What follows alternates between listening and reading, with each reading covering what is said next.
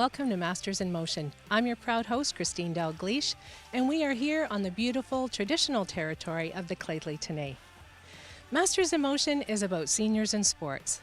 Some who will meet are elite athletes striving for their peak performance, while others are simply passionate about what they do.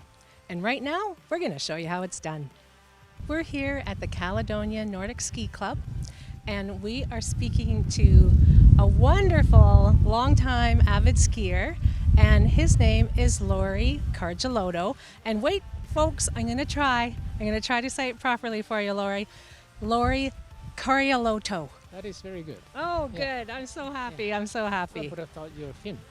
Yeah, almost. I'm German, so we're kind of neighbors. Yeah. Not really, but that's okay. And so we've got you here because you have been skiing for decades. And so let's start at the very beginning, Lauri, and tell our viewers how you started in skiing. Well, perhaps the skiing started when we were little kids and we would ski to school in farmland in Finland.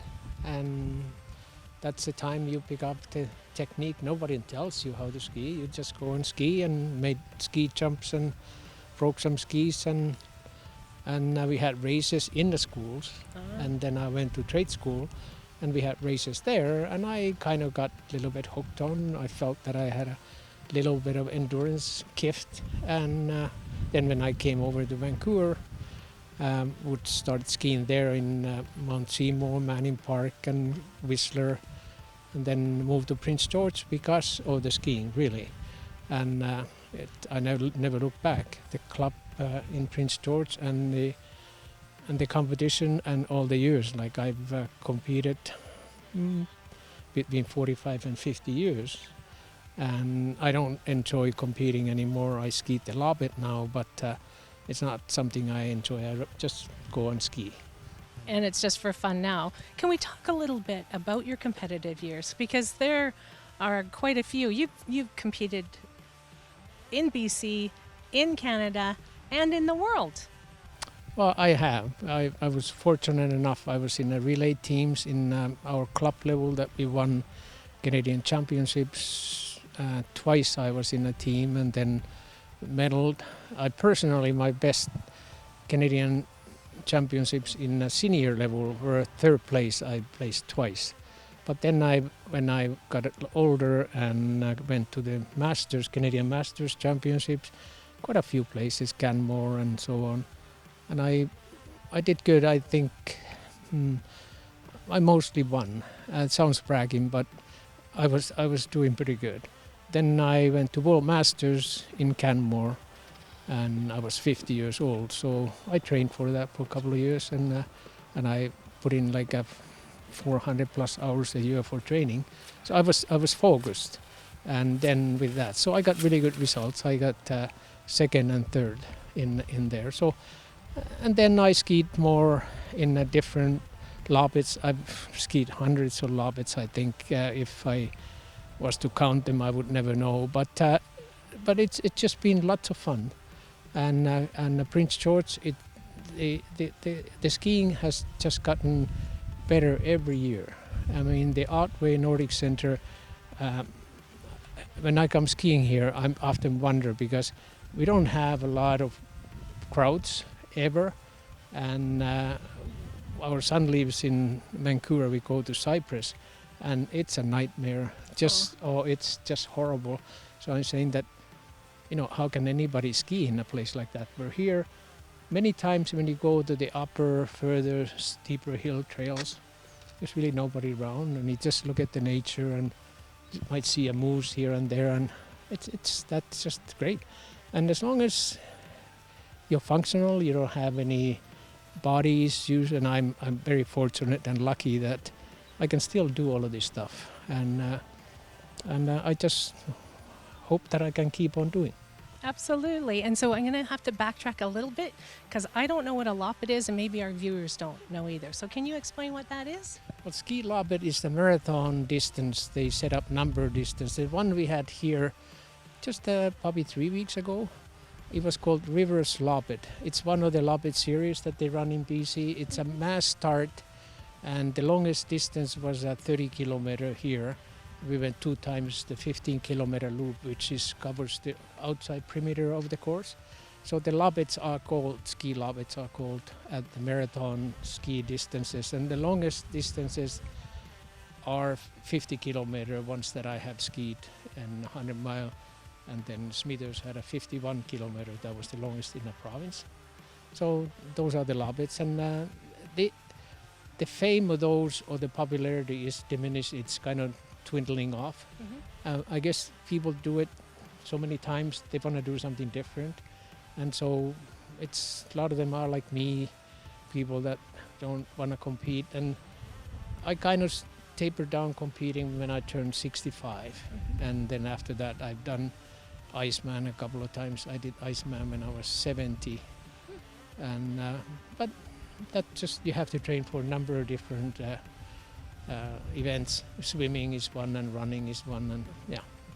And so for just for information's sake, I want to let people know how avid you are a skier and what great distances you go, because we chatted earlier and you said that in your 75th year, how far did you go?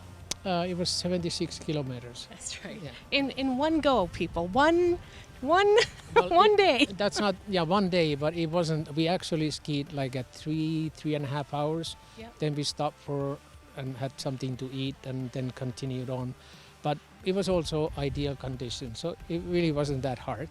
And if you're in shape, you just kind of go on the medium. If you go too fast, then you lose too much energy. But if you don't go too hard and a good condition, it's just like a walk in the park, really. Like the next day, I wasn't tired, but that was just... I'm laughing so hard, Lauri, because from my perspective, you are a miracle worker. Well, no, there's nothing. There are, in a club, there are a number of people. In fact, when I skied the one before that, either 73 kilometers, 74, there were a number of people that joined and skied with me part of the way. They had to go to work or something like that, and then they went and somebody else joined, and yeah, it was a fun event. I quite enjoy it. I can imagine. And so now we have to tell people how many kilometers you have traveled this season. Well, this season I got about 1,350 kilometers on the skis. Okay, you heard that right. 1,350 kilometers here. Yeah. That's incredible. Well, yeah, it's pretty well here, and some little bit out at Eskers. We can ski around the lakes and on the crust and on the, yeah, like it's good everywhere. Like this time of year, not right now, but a little earlier, it was really good skiing. The crust held you up, so it's just that skate skiing on that when it's like -5 in the morning, it's effortless. Like you watch afterwards the glides that you take, you know, like it's like a 30-40 feet long each stride, and if you got the balance, I mean, it's really enjoyable. Absolutely. And also I know that you're a big advocate in seniors being active and healthy and enjoying a very wonderful lifestyle that, you know, includes getting to your age at 78, traveling 1,350 kilometers on skis in a season. So let's talk about that and the atmosphere here at the Caledonia Nordic Ski Center. Yeah, I'm firm believer that the lifestyle that we have, my wife and I, adapted to and got into skiing and outdoor activities has given us very enjoyable years and enjoying these because we can still do together. She goes on at her pace because she's not technically and as fit as I am. So, but she comes every time. Like we're just happy to go. But the part that I would like to pass on to people, you're never too old to start. It's not like the technique is everything. You just come here and get your legs and your arms moving, and you find people that are all the people here out of Otway, they're happy people. They're all smiling, and they want to socialize. And some days you say, well, Jesus, I could have skied a lot more if I hadn't socialized so much along the trails.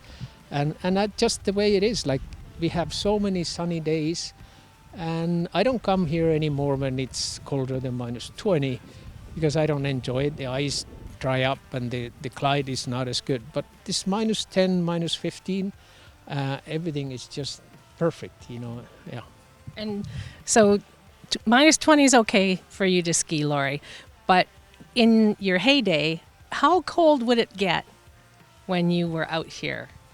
Well, I don't know what it was here, but I had the philosophy that I went training on -30.